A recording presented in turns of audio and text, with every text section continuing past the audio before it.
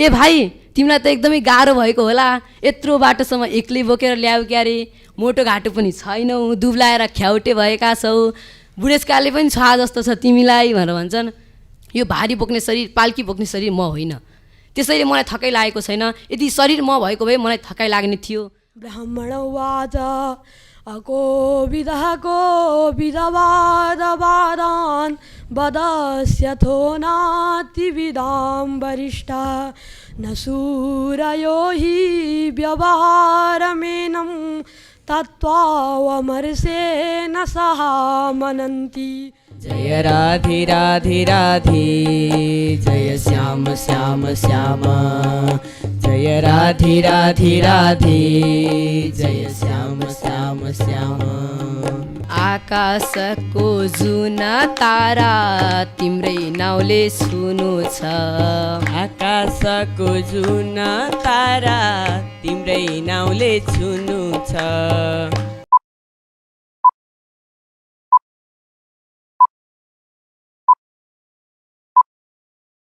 ॐ सच्चिदानन्दरूपाय विश्वोत्पत्त्यादिहेतवे तापत्रयविनाशाय श्रीकृष्णाय वयं नुमः।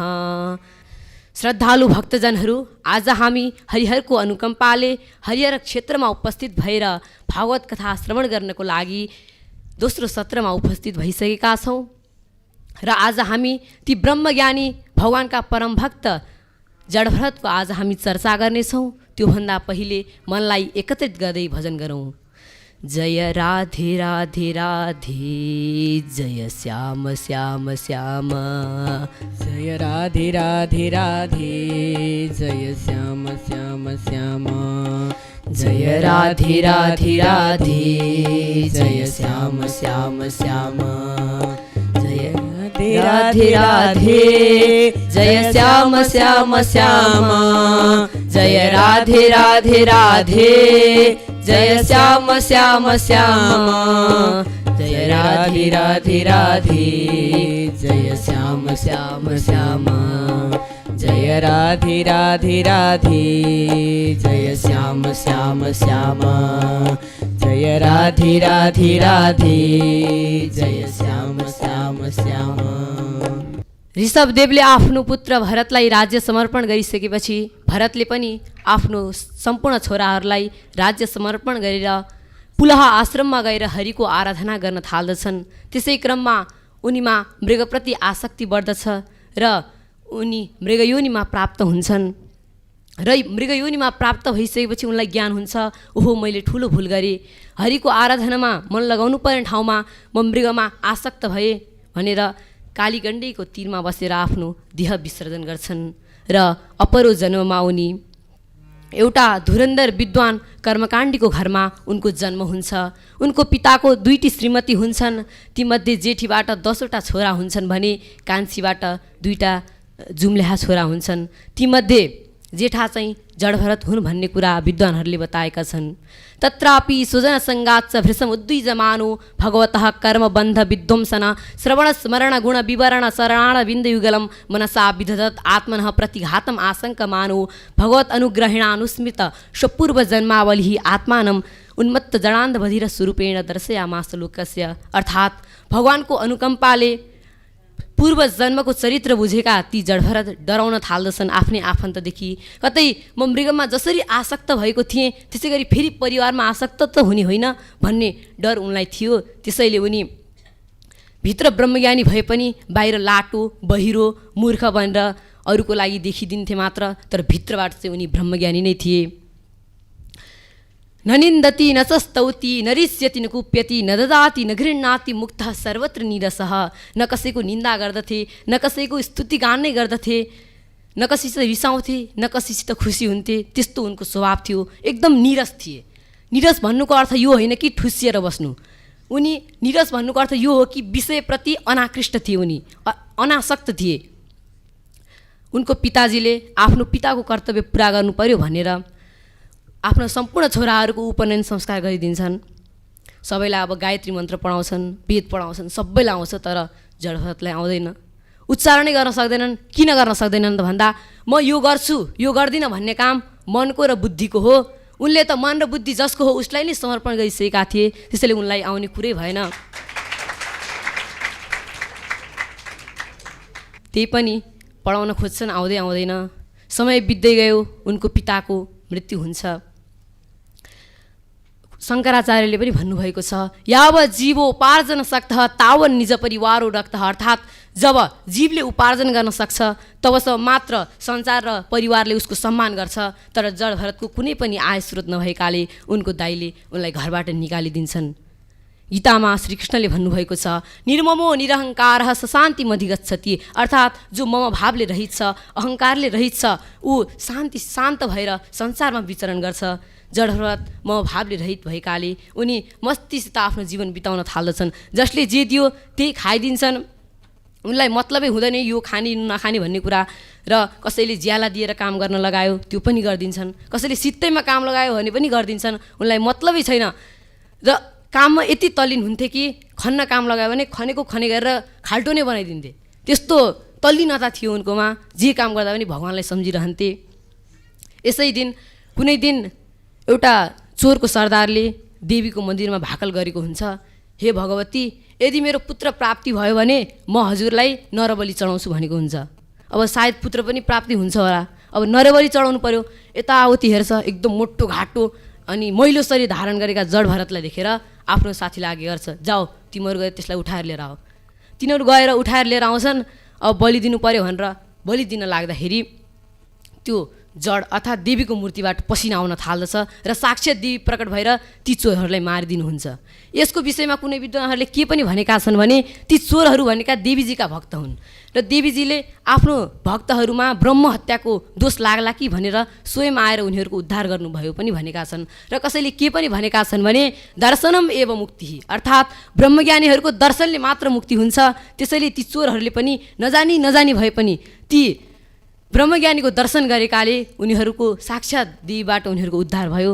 र कसैले के पनि भनेका छन् भने जिसका कोही नै होता उसका ऊपरवाला होता है। उनले सबै चिज भगवानमा समर्पण गरिसकेका थिए, त्यसैले उनलाई बचाउनको लागि साक्षात् भगवान आएर नै उनीहरूको रक्षा गर्नुभयो पनि भनेका छन्। तर अचम्म कुरो के भयो भने देवीजी आउँदा उहाँले कुनै पनि स्तुतिगान गर्नु भएन। जड भरतलाई बलि दिन लैजाँदाखेरि जस्तो मुद्रामा उहाँ उपस्थित हुनुहुन्थ्यो त्यस्तै मुद्रामा उपस्थित हुनुभयो। किनकि उहाँ सिद्धि मुनि हुनुहुन्थ्यो। गीतामा श्रीकृष्णले भन्नुभएको छ, दुखे सोनुद्विग्न मनः सुखेषु विगतस्प्रियः वीतराग भय क्रोध सिद्धतिर मुनि रुच्यते। अर्थात् नहुने दुःखमा दिक्क नलाग्ने सुखमा पनि राग द्वेष भय त्यागी योगी हो स्थितदि मुनि। त्यसैले उहाँले वास्ता गर्नु भएन देवीजीको पनि। समय बित्दै गयो। एक दिन सौरवीरका राजा रहुगण आफ्नो सेवकहरूलाई पाल्की बोक्न लगाएर त्यसमाथि आफू बसेर कपिल मुनिकोमा सदुपदेश लिनको लागि जान लागेका थिए। अब त्यति बेलै एउटा सेवकको आवश्यकता पर्यो। यताउति हेर्छन्, फेरि ती मैलो शरीर धारण गरेका ब्रह्मज्ञानी जडभरतलाई देखेर आज्ञा गर्छन् र उनी स्वीकारेर पाल्की बोक्न थाल्दछन्। ईसा अभाष्यमिदम सर्वम, अर्थात् यो संसारमा सबै चिज परमात्माद्वारा भरिएको छ भन्ने मनसाय भएका ती जडभरतले कमिलामा पनि भगवान देख्न थाल्दछन् र साना साना जीवहरूमा पनि भगवान देख्न थाल्दछन्। र कतै मेरो पाउले गर्दा भगवानलाई कष्ट त हुने होइन भन्ने मनसायले उफ्रिन थाल्दछन्। त्यहाँ कमिलाहरू देख्ने ती उफ्रिन थाल्दछन्, जसले गर्दा चाल मिल्दैन अनि पाल्की हल्लिन थाल्दछ। राजा रिसाउँछन्, ए सेवकहरू, तिमीले के गरिरहेका छौ? पाल्की हल्लिरहेको छ, मलाई अप्ठ्यारो भयो। तिनीहरू सब डराउँछन्। अरू 3 जना सेवकहरू डराउँछन्, हे महाराज, हामीले केही पनि गरेको होइन, यो भर्खरै नियुक्त भएको यो सेवकले बिगारिरहेको छ, हामीलाई केही पनि नगर्नुहोस्। फेरि हिँड्दै जान्छन्। फेरि पाल्की हल्लिन थाल्दछ। त्यसपछि रहुगणले जडभरतलाई व्यङ्ग्य हान्दै भन्न थाल्दछन्, अहो कष्टम भ्रातर व्यक्तमुरु परिश्रान्तो दीर्घम अध्वानम एकैव उहिवान सुचिरम नाति विवाह न सम्हन नाङ्गो जरसा सुपद्रुतः। ए भाइ, तिमीलाई त एकदमै गाह्रो भएको होला, यत्रो बाटोसम्म एक्लै बोकेर ल्याऊ क्यारे, मोटो घाटो पनि छैनौ, दुब्लाएर ख्याउटे भएका छौ, बुढेसकालले पनि छ जस्तो छ तिमीलाई भनेर भन्छन्। अनात्मा शरीरले आफू नठान्ने जडभरतले चुप्प लाएर हिँडिरहन्छन्। फेरि पनि पाल्की हल्लिन थाल्दछ र तामसी प्रवृत्ति भएका ती रहुगणले गाली गरेर भन्न थाल्दछन्, ए मूर्ख, त के जिउँदै मरिस्? स्वामीले त्यो आज्ञा पालना गर्दैनस्, तँलाई दण्ड दिन्छु भनेर कठोर वचन प्रहार गर्दछन्। त्यसपछि जड भरत मुसु मुसु हाँस्दै भन्न थाल्दछन्, तोयोदितं व्यक्तम अभिप्रलब्धम भर्तु समे स्याद यदि वीरभारः गन्तुर यदि स्याद दिगम्य मध्वा पिबेति राशौ न विदाम प्रवादः। हे राजा, तिमीले जे भनेका छौ यो सही नै हो, यसमा तिमीले व्यङ्ग्य केही पनि गरेका छैनौ। यो भारी बोक्ने शरीर, पाल्की बोक्ने शरीर म होइन, त्यसैले मलाई थकाइ लागेको छैन। यदि शरीर म भएको भए मलाई थकाइ लाग्ने थियो। अनि तिमीले जुन मोटाउने दुब्लाउने कुरा गर्यौ यो पनि म होइन, यो त शरीरको धर्म हो। अस्ति जायते वर्धते, यो सबै शरीरको धर्म हो। म त शुद्धोस्मी बुद्धोस्मी निरञ्जनोस्मी, म शुद्ध स्वरूप चैतन्य स्वरूप ब्रह्म हुँ। त्यसैले मलाई केही पनि भएको छैन, थकाइ लागेको छैन, तिमीले भनेको सही हो। रहुगण स्तब्ध हुन्छन्। ओहो, जुन उपदेश लिनको लागि कपिल मुनिकोमा जान लागेका थिए, साक्षात् कपिल मुनि त आएर मेरो परीक्षा लिन थाल्नु भएको होइन भन्ने भय उत्पन्न हुन्छ र पाल्कीबाट ओर्लिएर खुट्टामा परेर भन्न थाल्दछन्, हे भगवान्, हजुर को हुनुहुन्छ? यक्ष गन्धर्व किन्नर भगवान् ऋषिवृन्द हजुर को हुनुहुन्छ? कपिल मुनि त हुनुहुन्न हजुर साक्षात्। हे भगवान्, मैले हजुरको घोर अपमान गरेँ, मलाई माफ गरिदिनुहोस्। अनि उहाँले सोध्न थाल्दछन्, हे भगवान्, हजुरले भन्नुभयो जस्तै म परिश्रमले गर्दा एकदम थाकेको छु, त्यसै गरी हजुर पनि पाल्की बोक्दा थाक्नु भएको होला भन्ने मेरो अनुमान रहेको छ। हजुरले भन्नुभयो कि म शरीर होइन आत्मा हो भन्नुभयो। जसरी कसौडीमा भात पकाउँदाखेरि सुरुमा आगोले कसौडी तात्छ, त्यसपछि त्यहाँको पानी तात्छ, अनि माथि चामल तातेर के हुन्छ, भात पाक्छ। त्यसै गरी नै यो शरीर हुँदै, इन्द्रिय हुँदै, प्राण हुँदै, मन हुँदै भित्र आत्मामा पनि थकाइ लाग्नुपर्ने हो भन्ने मेरो मनसाय रहेको छ। यसको निवारण गरिदिनुहोस्।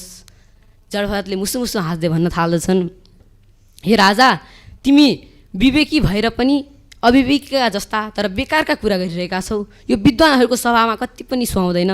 हेर, यो तिमीले जुन भनिरहेका छौ यो सत्व रज तमगुणले नै हामी यो संसार चक्रमा घुमिरहेका छौँ। हेर, निरङ्कुशम कुशलम चेतरम वा, यो मन नै के हो, पुण्य र पापको मुख्य कारण हो। यो मनको शक्ति कसरी बढ्छ त भन्दा जीवहरूको उपेक्षाले नै, उपेक्षया अध्यक्षितम, मनको जीवहरूको उपेक्षाले नै मनको शक्ति बढ्छ। त्यसैले यसलाई आत्ममोसम अर्थात् आत्मधन चोर्ने चोरका रूपमा जान्नु पर्दछ। अनात्मा शरीरमा आत्मबुद्धि र स्त्री पुत्र आदिमा म भाव हुनु नै के हो भन्दाखेरि अध्यास हो। अतस्मिन् तद्बुद्धिरध्यास विसिर्यते तत्त्वज्ञानात् विनश्यति ती शरीर, अर्थात् तत्त्वज्ञान भएपछि नष्ट हुने भएकाले यसलाई शरीर भनिएको हो। यो हिजो नभएर आज भएर भोलि नहुनेवाला हो। त्यसैले यसमा यो नै म हुँ भनेर मिथ्याभास नगर। हेर, छान्दोग्य उपनिषदमा पनि बताइएको छ, पाचारम्भणम विकारो नामधेयम मृत्तिकेत्यव सत्यम, अर्थात् जसरी गमला र घैँटोमा सत्य के छ त भन्दा माटो नै छ, त्यसै गरी यो सारा संसार परमात्माद्वारा कल्पित भएको हुनाले अरू सबै मिथ्या छ। के चाहिँ सत्य छ, के चाहिँ नित्य छ भन्दा ध्वंसा प्रतियोगितुम नित्यत्वम, अर्थात् जसको ध्वंस हुँदैन के छ त्यो चाहिँ के हो, नित्य छ। त्यो भनेको आत्मा हो। र आत्मा के हो त भन्दा जसले समाउँदा सबैले समाउँछन् र जसको अभावमा सबैले छोडिदिन्छन् त्यो नै आत्मा हो र त्यो नै नित्य छ। पश्या निशम जगदिदम क्षणभङ्ग निष्ठम, संसार दृष्ट नष्ट छ। किनकि बाल्यावस्थामा युवावस्था छैन, युवावस्थामा बाल्यावस्था छैन, र वृद्धावस्थामा यो दुइटै कुनै पनि छैन। त्यसैले संसारका पदार्थहरूमा मिथ्याभास हुनु नै द्वैत मिथ्यात्व सिद्ध हुनु हो। हेर, त्यसैले वैराग्य राग रसिको भव, अर्थात् वैराग्यको रागमा रमाउनेवाला हुनुपर्छ। राग भन्दैमा त्याग्नुपर्छ पनि भनिएको छ, तर हियो रागत्वात् इति चेत उत्तमालम्बत्वात् सङ्गवत्, अर्थात् राग त्याग्नुपर्छ भन्दैमा सबै त्याज्य हुन्छ भन्न मिल्दैन। जसरी सज्जनहरूबाट गरिएको सत्सङ्ग त्याज्य हुँदैन, त्यसै गरी नै उत्कृष्ट राग पनि के हुँदैन, त्याज्य हुँदैन। विगतो रागो यस्मात् सह विरागः तस्य भावः वैराग्यम, अर्थात् रागरहित नहुनु नै के हो, वैराग्य हो। त्यसैले वैराग्यको आभास गर्नको लागि वैराग्यको आभास गर। नत्वम विप्रादिको वर्णो नाश्रमी नाक्ष गोचरा, असङ्गोसी निराकारो विश्व साक्षी सुखी भव। तिमी सोचिरहेका छौ राजा भन्ने त्यो जुन तिमीलाई घमण्ड रहेको छ त्यो तिमी होइनौ। नत्वम विप्रादिको वर्णो, तिमी विप्रादि हो, राजा केही पनि होइनौ। तिमी त असङ्ग हौ, निराकार ब्रह्म हौ। त्यसैले त्यो आफूभित्र कल्पना गरेर तिमी सुखी बन्न सक्छौ। हे राजन, रहु गणैत तपसा न याति न चेज्या निर्वपणात् गृहात्वा न छन्दसा नैव जलाग्नि सूर्यैर बिना महतपाद रजोभिषेकम। हे रहुगण, यो व्रत ध्यान तपस्या जपबाट तिमीले यो परम तत्त्वलाई पाउन सक्दैनौ। त्यसको लागि महापुरुषहरूको चरणको सेवा गर्नुपर्दछ, अनि बल्ल तिमीले त्यो तत्त्वलाई पाउन तिमी सक्षम हुन्छौ। याज्ञवल्क्यले भनेका छन्, शुश्रूषा रहिता विद्या अपि मेधा गुणैर्वृता बन्धेव युवती तस्य न विद्या फलिनी भवेत्। अर्थात् बन्ध्या जसरी हुन्छ त्यसै गरी नै त्यो धेरै बुद्धिले सम्पन्न भएको व्यक्तिले पनि त्यो तत्त्वलाई पाउन सक्दैन यदि गुरु सेवा रहेको छैन भने। त्यसैले गुरु सेवाको अत्यन्त आवश्यक छ, महापुरुषहरूको सत्सङ्गको एकदमै आवश्यक छ हे राजन भनेर उपदेश दिन्छन्। गुरु सेवाले रागरूपी अन्तःकरणमा लागेको मोतियाबिन्दुको चिरफार गर्छ। त्यसैले गुरु सेवाद्वारा आफ्नो भित्री वास्तविक इच्छाहरूमाथि तिमी विजय प्राप्त गर हे राजन भनेर उपदेश दिन्छन्। तर एउटा कुरा हे राजन, जसरी ब्रह्म मार्गमा हिँड्न लागेको व्यक्तिलाई जसरी मुखमा काँडो बित्दाखेरि खान मिल्दैन, त्यसै गरी नै अहङ्कारले पुग्न दिँदैन। हेर, म पनि पहिला भरत थिएँ, मृगमा आसक्त भएकोले मेरो जन्म म मृगमा प्राप्त भएँ र अहिले यो रूप धारण गरेर गुपचुप रहेको छु, कसैले फेरि म फस्छु कि भन्ने मलाई डर लागेको छ। हेर, त्यसैले तिमी पनि आफ्नो निश्चिन्त भएर ढुक्क भएर तिमीले यो अहङ्कारलाई त्याग गर्नुपर्छ। त्यसको लागि गुरु सेवा आवश्यक छ। रहुगण एकदम स्तब्ध भएर भन्न थाल्दछन्, हे भगवान, यो सबै योनिहरू देव योनि, यो यक्ष गन्धर्व सबै योनिहरूमध्ये त मनुष्य योनि नै अत्यन्त सर्वश्रेष्ठ रहेछ, जसले गर्दा मैले हजुर जस्ता ब्रह्मज्ञानीहरूको दर्शन गर्न पाएँ। यो मनुष्य योनि उत्तम रहेछ भन्ने उनले भने।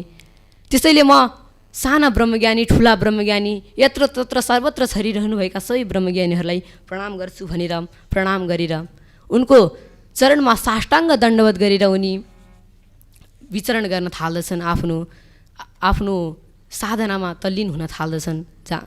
जङ्गल जान्छन् र समुद्र चाहिँ निश्चल भएका भरत पनि आफ्नो गन्तव्यमा हिँड्न थाल्दछन्। आज हामीले जडभरतको कथा श्रवण गरिसकेका छौँ। खास कुरो के हो भने यो मनुष्य योनि नै मोक्षको द्वार हो। यही योनिबाट नै हामीले त्यो परम तत्त्वलाई पाउन सक्दछौँ। यो मनुष्य योनिमा हामीले 3वटा सकारको आवश्यकता पर्दछ, सत्सङ्ग, सेवा र साधना। यो 3टा चिजलाई हामीले अवलम्बन गऱ्यौँ भने हामीले मोक्षको द्वारमा पुग्न सक्दछौँ। हामी भाग्यमानी छौँ, हामीले यो मनुष्य योनि पाएका छौँ, त्यही माथि ब्राह्मणको।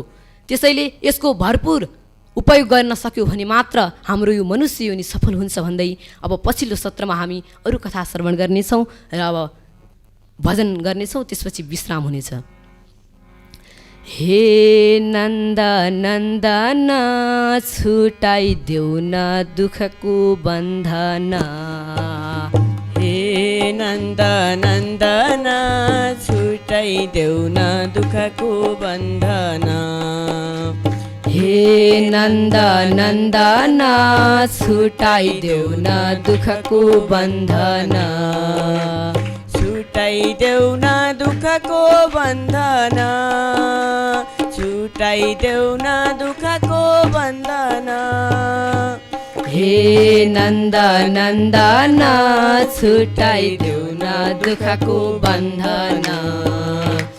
आकाशको जुन तारा तिम्रै नाउँले छुनु छ, आकाशको जुन तारा तिम्रै नाउँले छुनु छ, मनको मैलो कृष्ण तिम्रो नाउँले नै धुनु छ, मनको मैलो कृष्ण तिम्रो नाउँले नै धुनु छ, छुटाइदेऊ न दुःखको बन्धन, छुटाइदेऊ न दुःखको बन्धन, हे नन्द नन्दन छुटाइदेऊ न दुःखको बन्धन, हे नन्द नन्दन छुटाइदेऊ न दुःखको बन्धन, हे नन्द नन्दन छुटाइदेऊ न दुःखको बन्धन, हे